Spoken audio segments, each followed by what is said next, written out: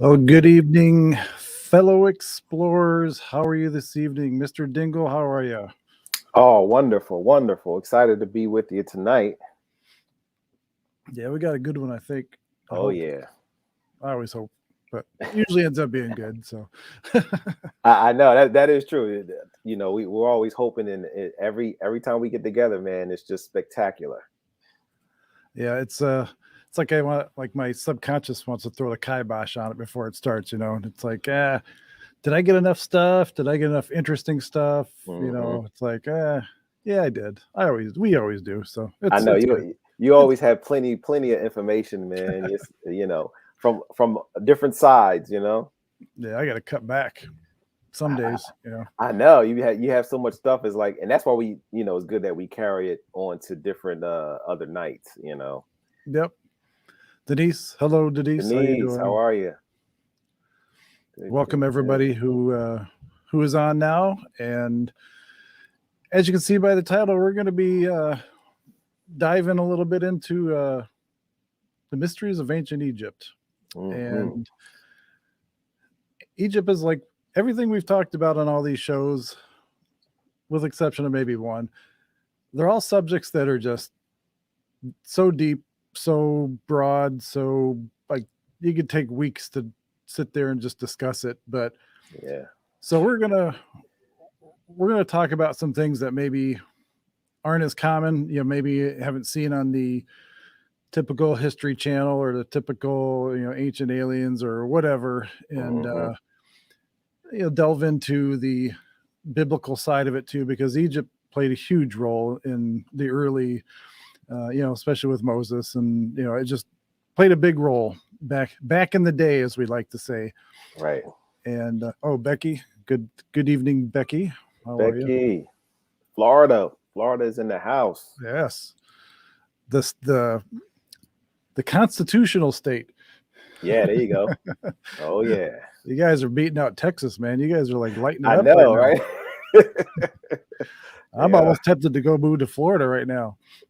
man. That's Tempted. a Yeah, DeSantis said to everybody, he was talking about the New Jersey election, and he was talking about, most of the Republican New Jerseys moved down to his state, to Florida. I was like, I'm like, hey, you're actually right.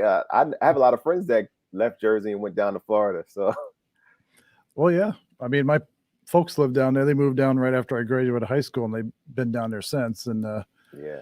a lot of people from the East Coast, from New York, New Jersey, Philadelphia, Hmm. Midwest. They all like it until the hurricane season hits. Exactly. Exactly. I'll be All back right. down there in what, May of next year. We're doing a vacation down there. So Very nice. Very yes, nice. yes, So, Mr. Joe, why don't you start yes, us off? What do you got? What do you got about ancient Egypt?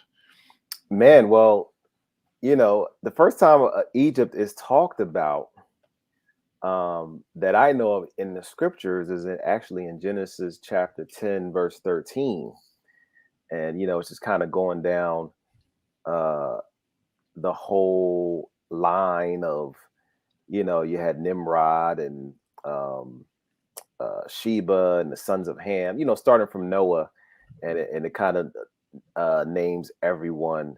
And verse 13 talks about Egypt. It says Egypt fathered Ludum, Anamim, Lehabib, all the names and all these things. The easy to And, pronounce names. yeah, the easy to pronounce names. And one of the things that I discovered, that I never thought of Egypt as first being a person. But of course, back in that time, a lot of the kings named the land that they ruled, their name. They used their name to name those particular lands. And but we know Egypt goes all the way back, to like the beginning, where man kind of branched out. And like I said, you had people like Nimrod, and who originated from the Cush people. Right. Cush was one of the, people would say, of black descent. Um, and of course, they all were under Noah, of course, and they started Noah, and of course his sons, Ham, and Cush and Canaan and um, Shem, Ham, Japheth. Of course, they're Haman and all them were the grandkids of like great grandkids of Noah's children, who was Shem, Ham, and Japheth. And it's just like amazing how they started a new world and kind of branched out as it seems like as his children migrated all over the world. Their bodies changed, their skin color changed, and Right. that's one of the reasons why I don't really get the whole racism thing, because it's the narrative was created to be about color, going against color and division and all that stuff. But Yes. there were people in Egypt that weren't so darkety dark black as we would call, but there were some different shades that were in Egypt, and of course that kind of branched out into the whole world. Of course, majority of African American, if you want to say, or black people were in Egypt, and that just really started the whole knowledge and philosophy and Mhm. all. I believe the people, some of the first people to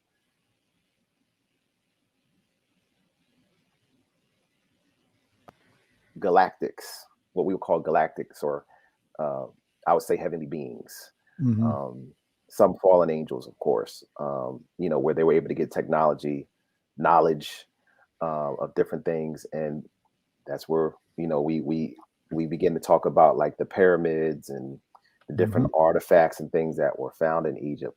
But it all started from you know the heavenly realm connecting with the physical realm, and you got all the technologies, and you have like I said, even the fallen angels that played a big role in Egypt. The gods is which they will call them. They will call them gods. Right. But they came and they joined with them and they learned from them, and they got some technology. They got some architect knowledge, and I actually heard that um, they got enough technology to learn that by through their mind they can actually do a lot of things in Egypt as well, Mhm. which comes to another discussion about how were the pyramids built, because Right. no way could a mere man move those big blocks. I mean, those things are like tons and tons of weight. It's like, and you're moving it across sand and desert. Like, how are you maneuvering that? So there was some interesting technology that was going on back then. So it's very interesting. That's kind of like a glimpse of the beginning of Egypt that I've kind of discovered. Yeah, and if you consider that the Great Pyramids, each of those are about 1,000,000 stones each, and Man, that's a lot of stones. I mean, that's a lot of stones, a that's lot of weight too. and they would have you believe that they were built in 20 years or whatever the time frame was, and, Mhm, for that kind of magnitude, that kind of precision, and even their knowledge of, like you said, whether they were given that knowledge or not, you can mhm, believe that or not, that's up to you, but, mhm. um, especially the pyramids, the Great Pyramids, you know, those 3 line up with 3 stars on the belt of Orion, Yes. and so they had to have some kind of knowledge and some kind of, ability to be able to line those up that way, Mhm, and if you're gonna do something, ego plays a little bit in it with some of the pharaohs, but mhm, to do something on that scale, it had to have been sort of, I don't wanna say easy, but easier to do than people realize, because why would you because the entire Nile plain, the delta, when the Nile River used to run through there, the buildings, the temples, the pyramids were, most of them were massive. Like yes. the and I have some pictures of the Abu Simbel temple, which is Mhm, probably the most famous one. That's 10 stories tall. And you have the Great Sphinx. The Great Sphinx is one of the biggest mysteries in Egypt, and mm, it is still the largest statue cut from a single piece of stone. Wow. And it's got some crazy dimensions. I would say it's like 400 feet long. But if you believe the idea that the cradle of life, like the cradle of civilization, I'm not going to say the cradle of life, the cradle of civilization started in Ethiopia, like in northern Africa or whatever. Egypt is not far from there. And so like what you're talking about, you've got a diversity, it starts at that root, and then as people migrate outwards, civilization starts migrating outwards, skin colors lighten up, start changing, dialects change, languages change, that kind of thing. But ancient Egypt became one of the focal points of the ancient world, and they had so much education, they had writing, they had, like, people will have you believe that Egypt, that culture is maybe 3,000 years old, but the Great Sphinx alone debunks that, because there's erosion marks on the bottom of the Sphinx from rain and that kind of stuff. And that part of Egypt never saw that kind of rain to create those kind of erosion marks, except 10,000 years ago. So that alone says something about the age of the culture, and or what we think of it. And thinking, whoops, gosh, I keep hitting stuff I'm not supposed to be hitting. I just think it's interesting too that you have, and there's still structures, like including the Great Pyramids. I'm not gonna say all the pyramids, but the Great Pyramids especially. Hey Natalie, how you doing? And Becky Rivas. The Great Pyramids are speculated because even to this day, they seem to collect electromagnetic radiation. They seem to generate, I don't want to say power, but they're not from a stone structure. They do things that you wouldn't think a stone structure would do. And if you were to look at a cutaway, let's see here.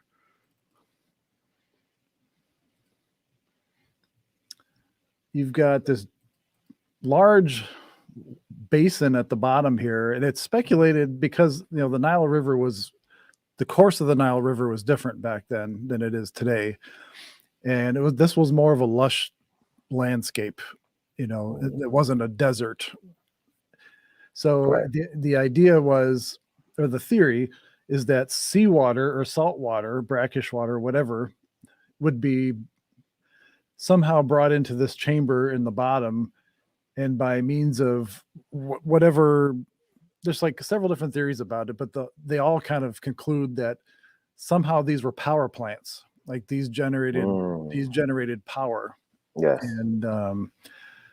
And that was their way of, let's see if I have a better picture here. Yeah, see, they've got says water from the Nile passed through these aquifers, producing electric current, and is known as, I can't even read that. But of course, they had to throw in a little Tesla coil over here in the corner. But the idea is that somehow, because you think about it, you can create electricity with seawater. I don't know the exact way to do it, but you can create. I thought this was a cool picture. It's not a real picture, obviously, but showing, like a potential, like if they were power plants, like what the tops of the pyramids in the city would look like, and that kind of stuff. And I mean, who knows? That's interesting. Yeah, who knows? And like you said, any of the angels could have given them any kind of knowledge. We know that angels are very willing. Hey, Martian, are very willing to give that knowledge to humanity when they ask for it. And so I find it interesting. And this is the common stuff that we're talking about now. We're gonna dive into a couple other things here that people don't know a whole lot about. But the whole idea that you have a culture just seemingly out of nowhere was able to dominate the world as far as like mathematics and architects, whatever, excavating, whatever. They didn't seem to do it, pardon my French, half-assed. They were proficient at everything they did. And yes, I mean, biblically speaking, they did have they used the use of slaves, the use of um, a lot of slaves to accomplish this. Again, the Pharaoh's will, to, the vanity. Every pharaoh that came into power seemingly had to add to the previous, and a lot of times they wanted to be grander and bigger and bolder, and Yeah. so it just strikes me. It's always been a civilization that's fascinated me because of what they've achieved, and because of the lack of true knowledge of how they achieved it. Right. Exactly. And just to kind of make a comment, people kind of hear that word slave, in Africa, in Egypt, this should give you a sense of knowing that slavery wasn't always about black and white. All Right. right. Even back in the ancient days, black people were enslaved by black people. And even when black No. listeners that were here in America, so when you do your Yeah. research, you can that's been going for a while with the whole black and white thing. All right. Yeah. I just wanted to put that out there just to kind of tear down the whole racism thing. Well, you have the Israelites, and you've got Yep. so it wasn't so much about skin color as it was more about a caste system, and like it was more about where you ranked in society, and or where you were born, for that matter. And if you were born in Egypt, you had a good shot of not being a slave, but that was kind of iffy. You kind of had to be royalty to not really be a slave, or have some value, like Imhotep. Everybody's heard that name. At least I think everybody's heard that name. Yeah. Imhotep, he was a human that they actually started worshiping as a god, because he's the one that designed and created the actual pyramid structure, like the actual shape, triangular shape. And I think, God, let's see if I have that number, but there's over 100 pyramids that that are in Egypt. And Imhotep played a huge role in that. And people just thought he was otherworldly because of the knowledge that he had. And so, take it for what you will. We're trying to read the tea leaves here, because obviously we weren't around then, and we can only go by what was written on the walls, literally. And Right. Exactly. and speaking of which, this is it's kind of a big deal. The Rosetta Stone. It was part of a bigger or larger stone, and it was written in, I believe, 3 different languages. And up until this stone was found, nobody had any idea what these hieroglyphs were. They didn't, they knew they were some kind of form of communication, writing, whatever, but they truly did not know what the deal was. And then it says, why is this important? The writing on the stone is an official message called a decree about the king. And at this time, when it was written, it was about King Ptolemy. And that was between 204 and 181 BC. The decree was copied on on 2 large stone slabs called stelae, which were put in every temple in Egypt. It says that the priests of a temple in Memphis, in Egypt, not Tennessee, supported the king. The Rosetta Stone is one of these copies, so particularly important in its own right. And that's actually how they broke the code, because they found the word, or the king's name Ptolemy, in all 3 languages. And so they were able to decipher. So let's see. I'm going to go to a different slide here. So it was in ancient Greek, Demotic, however you pronounce that. What was the other language here?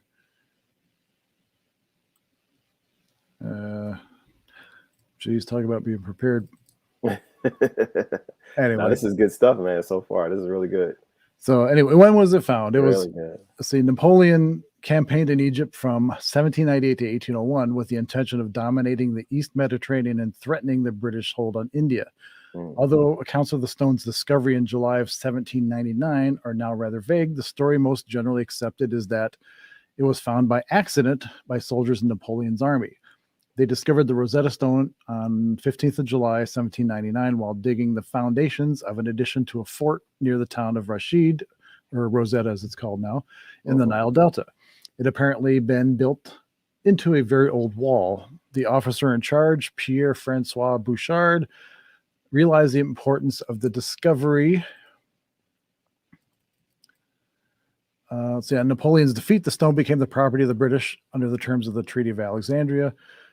Along with other antiquities that the French had found, the stone was shipped to England and arrived in Portsmouth in February 1802. And it says, who cracked the code?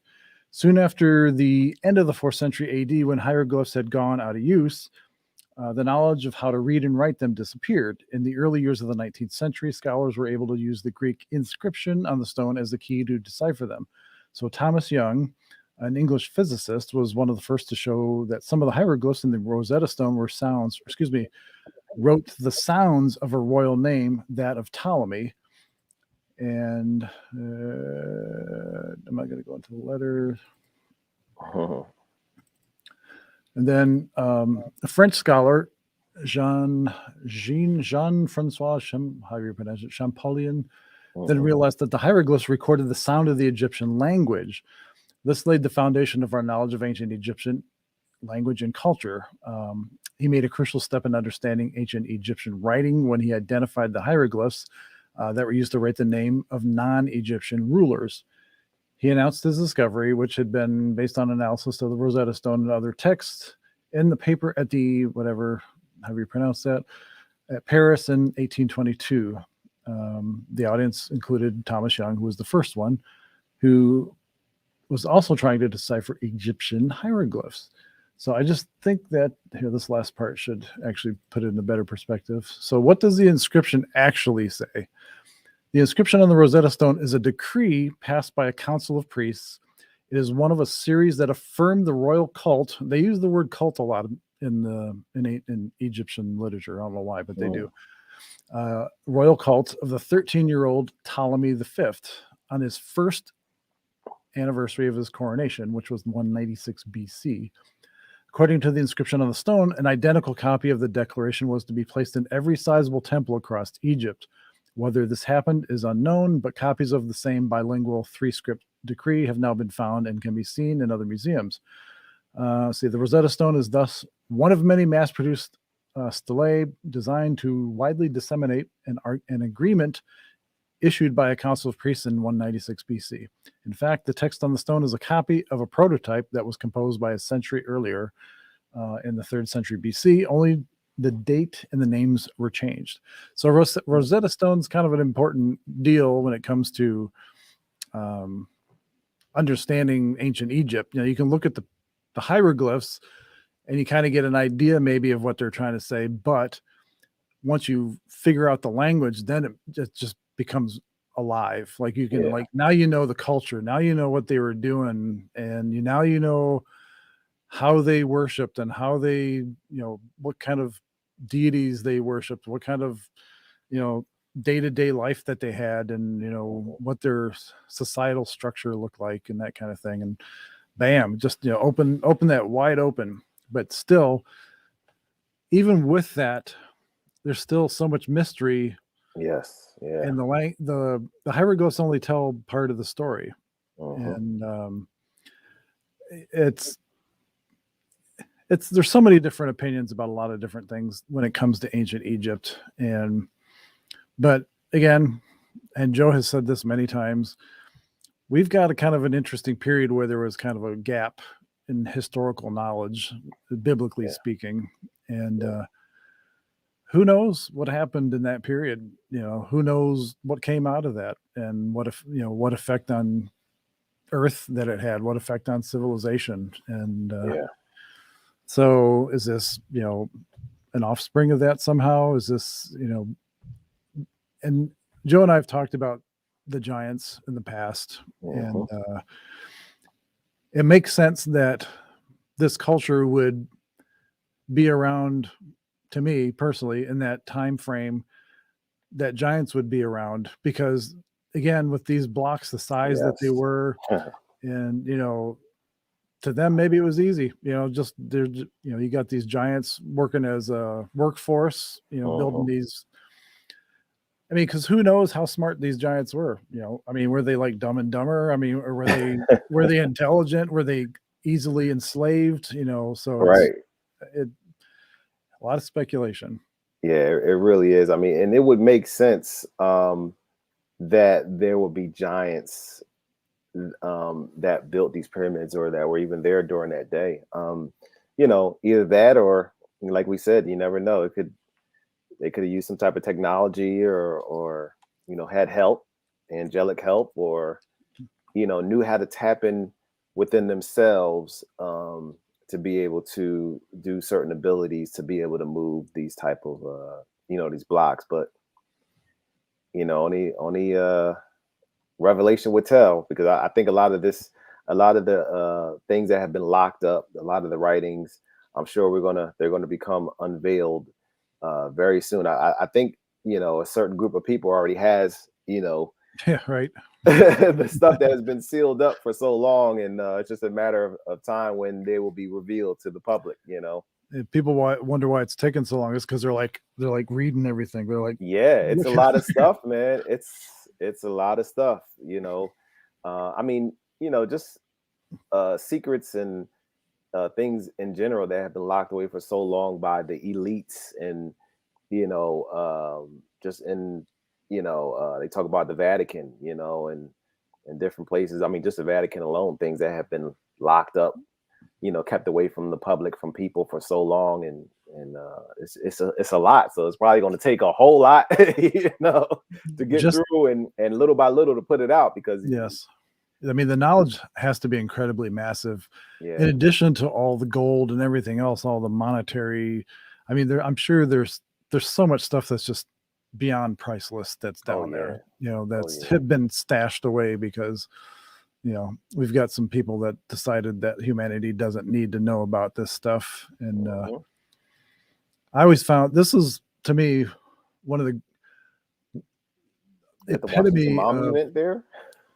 Well, it's called the obelisk. It's the Yeah. unfinished obelisk, Mm, and it is massive.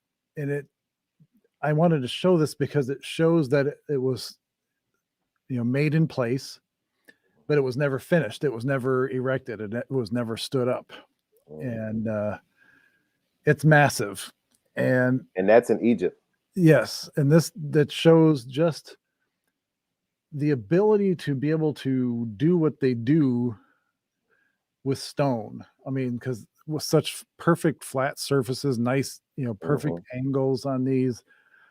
I mean, the amount of labor that would go into creating, and there's obelisks all over Egypt. They're mm all over Egypt. This is one of mhm. the larger ones.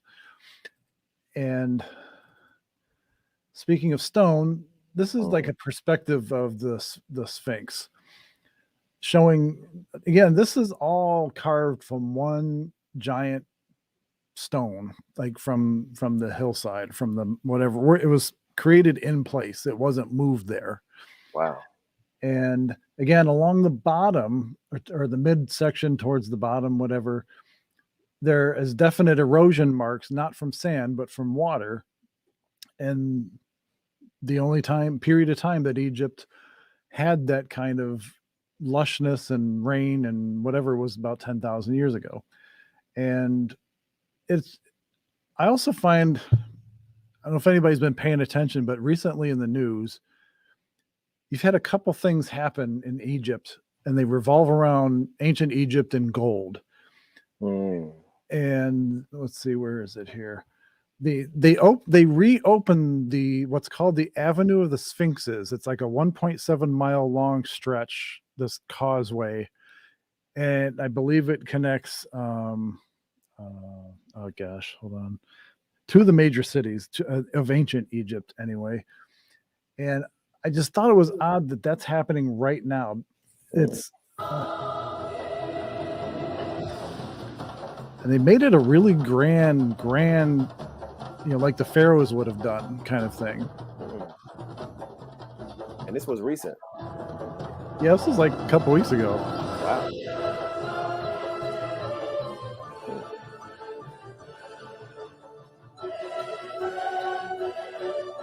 But it's again the symbolism and everything. Like they're trying to recreate the idea of ancient Egypt again, and Babylon and that kind of stuff, But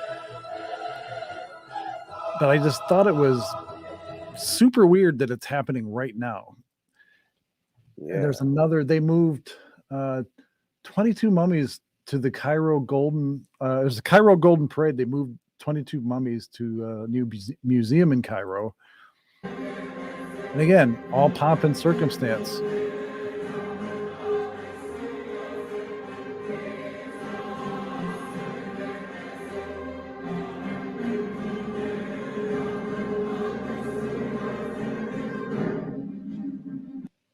So again, wow, you can that's interesting. Take that for what you will, but there's a lot happening in Egypt right now that has to do with ancient Egypt, bringing back, or at least looking back at the ancient culture. And there's like a push towards that right now. And it's weird that it's happening right now with all the other stuff that's going on, with all the other stuff that we know is going on besides the obvious. And, I don't know what to make of it. But I just want to throw it out there for anybody that might have a take on, yeah, whatever. Like why are they moving those particular mummies though, and not? I didn't read the whole story, but they made a pretty big interesting. deal about it, that it was going to a new museum in Cairo. Okay. Because the last decade or so, a lot of the antiquities directors have made a very big push to get a lot of this stuff back to Cairo and, back to where they believe, obviously, that it belongs. And, the British Museum has a lot of the stuff from, collected from a lot of these previous expeditions, like with King Tut, for example. Right. I mean, that is probably the most famous of all the recent discoveries in Egypt. And it's probably the most intact because there were so many grave robbers and tomb robbers and stuff like that over the millennia, that it was amazing to find that this tomb was still intact. All three chambers, I believe, were intact, and they found an immense amount of artifacts in this particular tomb. Like King Tutankhamun was almost like the Russian doll kind of thing. His sarcophagus was in the center, and then there was like another, and another. Wow. And then you had a separate room, or two separate rooms that had like personal belongings, because they, the ancient Egyptians believed that when they died, that they weren't really dead, and that's why they were mummified and preserved, because it was believed their spirit would return to their body in the afterlife, and they would take their personal belongings with them. And a lot of times, pets would get mummified along with them. Servants, some of their favorite servants, whoever, like it was an honor to be, basically killed to go along with your pharaoh. But they found all this stuff was intact, and there was so much gold and so many artifacts. It was unbelievable. I don't think that he was personally the greatest pharaoh in Egypt as far as like history goes. I believe that goes to Ramses III. But it's just interesting that the belief, the culture, the idea that you don't really die, that you're just transitioning to another realm, or to another life, to another, to the afterworld, where you're going to meet up with the gods, and you're going to meet up with your family. If, let's see, Margot says, and the Victorians eating them. Yeah. Well, yeah, it's true. We can't speak for the Victorians, but Yeah. um, they're it's unbelievable how much history has been lost Hmm. by the tomb, robbers and the grave robbers and stuff like that. I mean, when you look at like the Abu Simbel temple, Yeah. that is carved into the side of the hill. It is 10 stories tall, and Mm-mm-mm. it is like a series of temples, like a temple complex or whatever you want to call it. Right. But again, even like just that facade alone, that had to have been a major undertaking. I Yeah, mean, like to it's carve it, it's to it's like plan it, perfect. to plan it, and to get to know how much stone to take away to get to that depth, to The the measurements and patient. everything. Like, look at each person is like it seems like they got the same exact measurements and Yeah, way I it's mean, cut behind the head and all that. it's like, where did they learn it? Who taught them? Yeah. It's like, and you look at a picture of what it might have looked like painted, when it Yeah. was around, and you could see the water there because again, it was a much lusher time, and the Nile Mhm. had a different path back then. But it's just amazing. It still today amazes me every time I look at stuff like this. Yeah. The amount, the intricacy, the amount of work that has gone into everything, everything. I mean, it's Hmm. just unbelievable. And to think, and I hate, again, we're using that word slave, but to think that a lot of these people that did this work, weren't royalty. They were just Mm. common people that had a skill. Hmm. Where did they get that skill? I mean, did somebody teach it to them? Was it passed down to them? I mean, Hmm. what the heck? It's just, that's like if I was going to go and be a welder or something like that.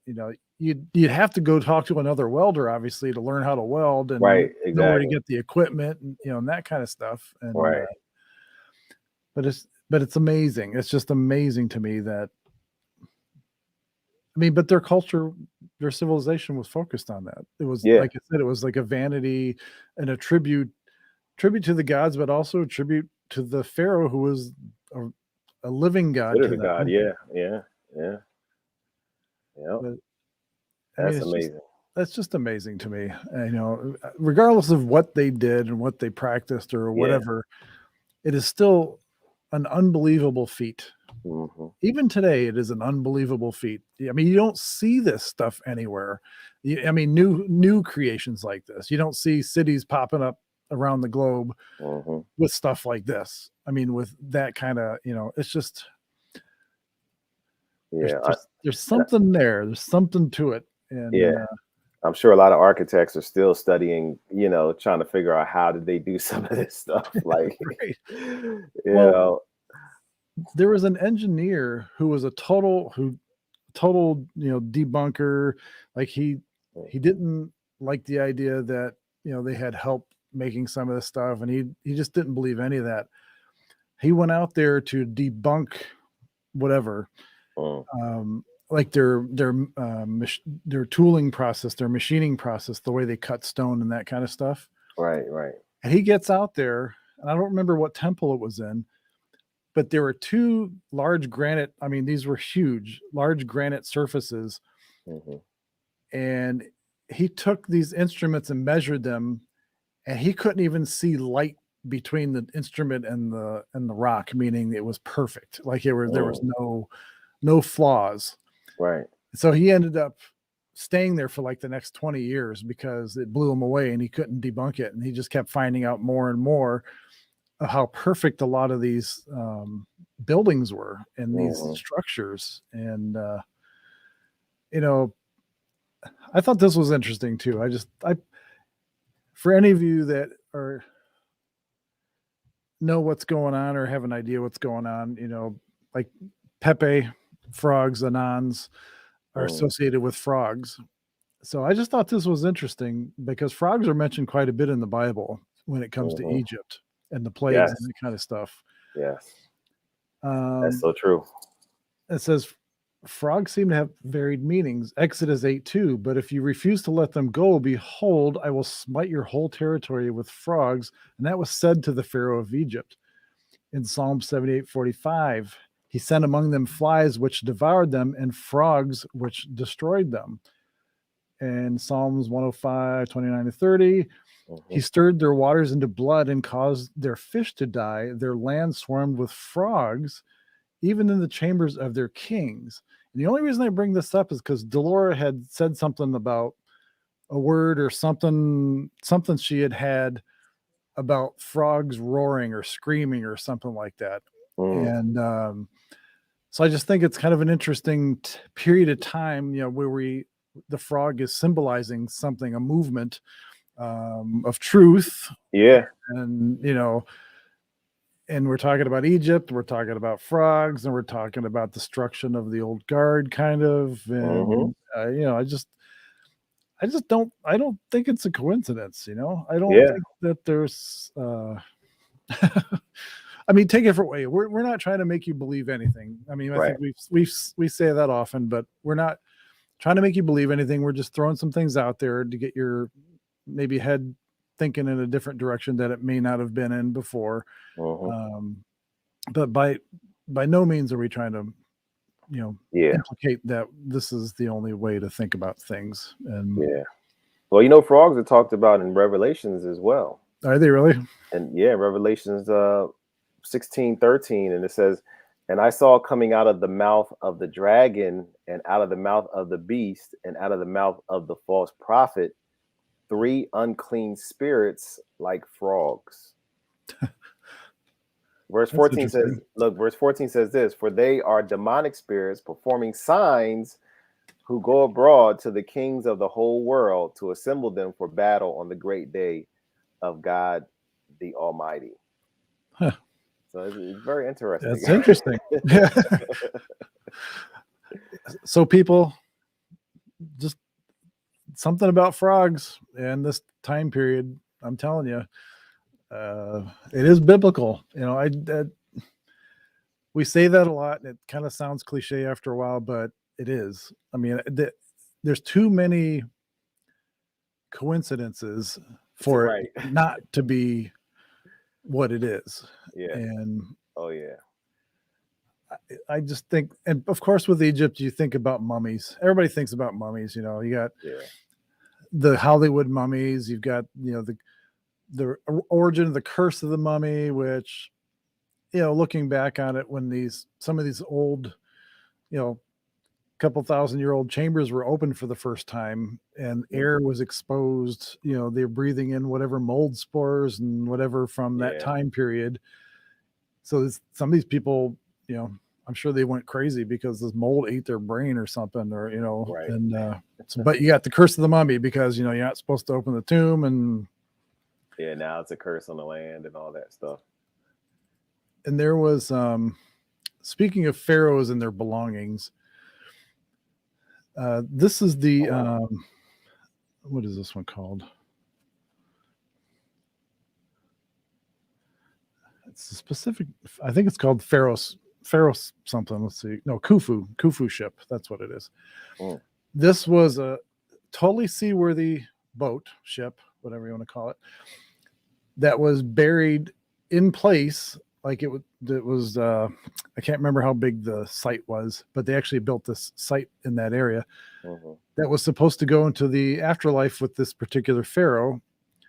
It never, as far as they know, never made it to the water, but they deemed it was totally seaworthy.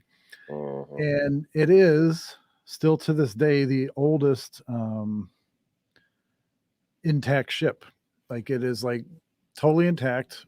And it is the world's oldest intact ship. So it is, again. So they were could have been a seafaring culture too, and it's like, where did they get that knowledge from? I know, 10,000 years ago, and so it's just incredible to think. Historians would have you believe that our ancestry is not as old as what it is. And I wholeheartedly believe that it's obviously much older than what people believe. And we're still finding crazy, interesting things over time. This Pharos lighthouse, for example, this was as tall as the Statue of Liberty, and this was in the harbor at Alexandria. And if you know your history a little bit, Alexandria, or if you know Alexander the Great, who started conquering a lot of these areas, he kind of became infatuated with Egypt, and so Alexandria was the world's still to this day one of the world's greatest libraries was the library at Alexandria that had the knowledge of the collective knowledge of the world at one time. And that's the stuff that I think is hidden in the Vatican that was taken away. Because it had all the ancient knowledge, all the scholars talk about all the knowledge that was there, the knowledge of the world, and but it ended up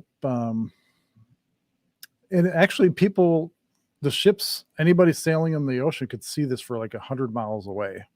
Wow. The technology that was used, I don't know if I guess I do. It says the upper tower, a lantern round with a dome mounted on granite columns, was crowned with a huge bronze statue of the patron saint of the seas, Poseidon. And again, this is since Alexander was doing this, you have a lot of the Greek gods coming into play now, getting mixed in with the Egyptian stuff.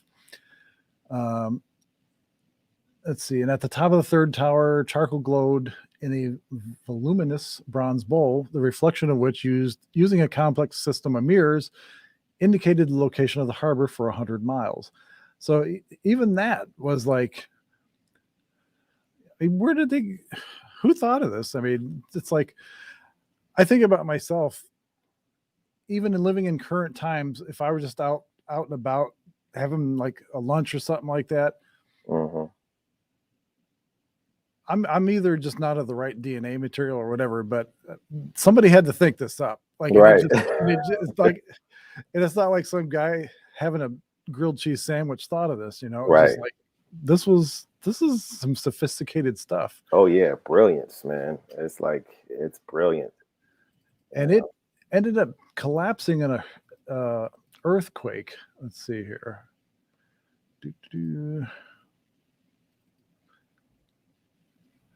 It says in May of 1100, it was destroyed almost to the ground by a strong earthquake. In 1480, the Sultan Kite Bey built a fortress on the foundation of the lighthouse, which stands today and bears the name of its creator. The fortress was subsequently rebuilt more than once. And that Pharos lighthouse was one of the ancient seven wonders of the world. Interestingly, in this same spot, I think I have it. Yes, in 1961, while exploring coastal waters, scuba divers found statues, sarcophagi, and marble boxes on the seabed. In 1980, an international group of archaeologists discovered the remains of the Pharos lighthouse on the seabed. At the same time, ruins were found at the depth of 8 meters, so 24 feet, of Queen Cleopatra's legendary palace was, found off, because we know Alexander the Great had obviously a big thing for Cleopatra. And Cleopatra was his, for lack of a better word, his woman. And Cleopatra, as an Egyptian, was open to the idea of Alexander, but so they discovered this Cleopatra's palace, and it was, to this day, it says, is one of the largest discoveries in archaeology. So again, take it for what you will, but yeah. And Margot says, so much stuff. The Vatican is hiding a lot of knowledge and historical items. Yes, indeed they are. I mean, I don't know for sure, but I'm pretty darn sure that they are. Yeah. I'm pretty sure they are. We won't know until it all comes out, but I'm pretty sure. Right. Most likely they are. Well, the ancient Christians and in the Crusades and that kind of stuff, even before the Crusades, yeah, it wasn't by chance that the Roman Catholic Church sent them out to these areas for these crusades and for these missions and for these, whatever you want to call them. Right. And a lot of them were secret. I mean, they were supposed to be secret or low key, whatever. And And then a lot of these missions were about collecting artifacts and collecting knowledge from a lot of these areas. And, or if it went against Christian belief or Christian doctrine or the Catholic Church or whatever, if they felt it was a threat, they'd go collect it. They'd go grab it. It's like, so nobody else could see it. Nobody else could have, couldn't get their mitts on it. See, Denise says, I heard recently that Cleopatra was not Egyptian. Has anyone else heard this? I've heard that too. I'm not sure about it 100%, but I have heard that. Yeah, I haven't heard anything about that either. Something to look into. Maybe we'll talk about that again, next time. See what we come up with, because I'm sure, the information is out there. That's out there. Well, there's good information that that's up to the viewer. Let's see what else. Well, I mean, as far as, again, we're just trying to delve into some of these areas because we find them fascinating. They're obviously, Egypt has a very large connection with humanity, period, and modern civilization and the Bible. And it's connected in so many ways that it's hard not to think about Egypt when it comes to our history, our development. It doesn't matter where you're from in the world. Egypt somehow had a hand in something, in your culture. I mean, even with, when Moses parted the Red Sea and they were able to cross, that's part of that culture. They went out and spread themselves across the world. And so a lot of things came out of Egypt, and a lot of things followed those people out of Egypt. And once the power of the Pharaoh kind of went away, once he realized that there was only one God, and that, I think that's what kind of changed everything for the better, obviously, but just changed everything, period. And you didn't have the that's a whole nother show. We can go into that. I mean, that's just the whole history of that Exodus. There's a reason why Exodus is in the Bible, right?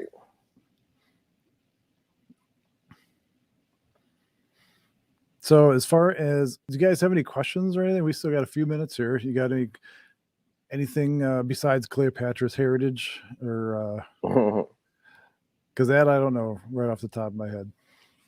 But again, if you don't have any questions, that's no big deal. Just throw them in the comments or whatever, or drop us a line, and we'll try and answer them or get them on another show. And if you have any ideas for other shows, by all means, let us know. But we want to try and tie, obviously, tinfoil hatty kind of things that are more fun. We do want to kind of tie a biblical spin on them as well, because even if we talk about ancient Greece or ancient Rome or any other ancient civilization, there's going to be some tie to the Bible. And if there's a particular thought I had my phone off. I don't know what I'm trying to say. If there's something that's interesting to you about a biblical tie to a civilization, or a biblical tie to an event, or a biblical tie to whatever, by all means, let us know. That was a long-winded whatever to get to my point, but no problem. Any last thoughts, Mr. Joe? I'll save them for the next show. It'll be good to talk about, the different, not just pyramids, but the other, statues, and, talk more about the Sphinx and, the Washington Monument. I mean, the other. Oh yeah. Well, and that's another thing. That's a good point. You've got ties in modern society, to what's going on. I mean, you've got the all-seeing eye and the pyramid on the dollar bill, and so you've got that tie-in with, you've got the whole Masonic thing. You've got the whole, there's and the whole, like you said, the whole Washington D.C. thing is basically a big nod to this period. Yeah, And a lot of people don't realize that. You know, it's like they see all this stuff, but it's like, oh, okay, that's just whatever, whatever. Of course, the MSM has just dumbed everything down to us, but they know what it really is. right, And people need to know what these symbols mean and all that stuff. So yeah, that's what yes, I would definitely encourage you guys to look forward to the next show. We want to really kind of dabble into those things and pull out some information and facts on that. yeah, we can do one on just ancient symbolism, Yeah. and not just Egypt, but other cultures. But I think Egypt plays a big role um, because they were just.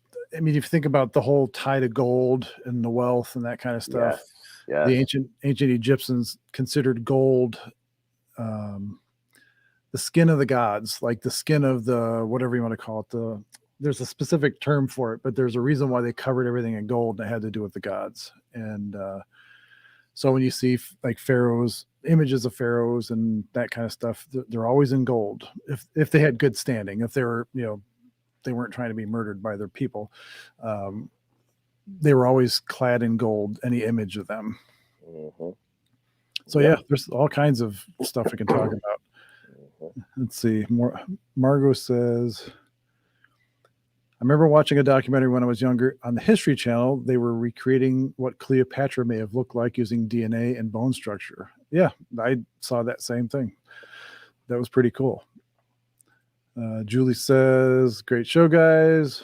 Thanks, Julie, the wife. Hey, Julie.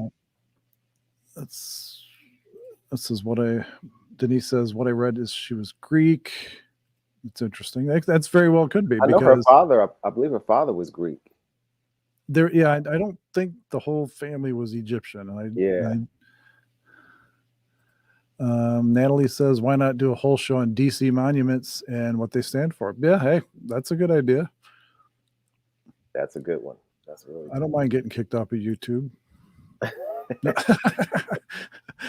No, that's not part of the narrative. So Yeah. it should be all right. And Julie says, hey, Joe. Hey, looking forward to seeing you guys in person again. Yeah, it won't be in California, so I have to be somewhere in the Midwesty area. Yeah. So, well, guys, we like to keep these right around an hour, and we're almost like right on the button. So, bless you all for being here. Thank you so much. We appreciate your participation. We always love to have the audience involved. Anna says, great idea before they get bombed. Yeah, well. And again, any ideas for other shows or any, outside of what we talked about, by all means, drop us a line, put them in the comments, share with your friends, share with your dogs, friends, share with whoever will watch the video, and or that you think will get something out of it. So Joe and I like doing these shows, and these are a nice distraction for us from the other stuff that we do. And if you get a chance, Joe's got a show. You have one tonight, do you? Yes. Yep. Right now, actually, I got a couple people waiting. Okay. All right, guys. We'll catch Joe. You know his channel by now, so go catch his show after this, and we'll talk to you later. Until next time.